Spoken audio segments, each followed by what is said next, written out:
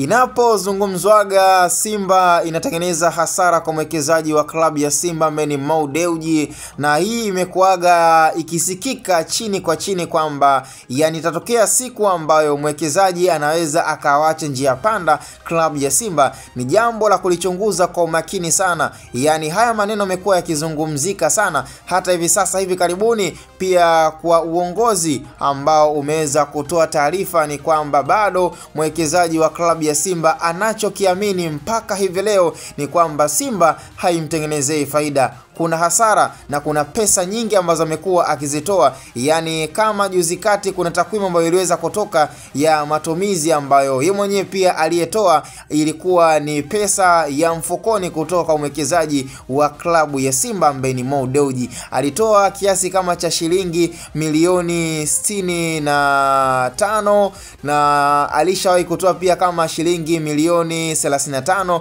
Of course hapo ni moja kati ya takwimu ambazo ziliweza kuwekwa sawa, licha kwamba kwenye maandishi kulikuwa na shilingi milioni 64. Yani kitu kama kwa ujumla ilikuwa ni kama shilingi milioni 100 na ambazo zilikuwa ni pesa nje na makubaliano na klabu ya Simba ambazo akizitoa mwekezaji wa klabu ya Simba kuweza kukava baadhi ya nafasi ambazo zinakuwa zinapwaya. Hivyo kwake anaona ni hasara zinazoendeleza kila siku na miaka na miaka. Mwisho wa siku yeye anachokihitaji na anachokitaka ni kwamba brand yake endelee kuwa kubwa na pesa aweze kupata na aweze kufaidika na klabu ya Simba. Mimi na wewe hatujui, lakini kwa maono na kwa taarifa ambazo yeye mwenyewe na kwa ushahidi tumekuwa tukimsikiliza mwekezaji wa klabu ya Simba anachokidai kwamba Simba haimuingizii faida. Sasa mimi na wewe ndo pengine tunaweza tukawa na wasiwasi kwamba je, ingekuwa haimuingizii faida klabu ya Simba asingekuwa anaendelea kuingangania, kwa sababu bado kuna wawekezaji wengi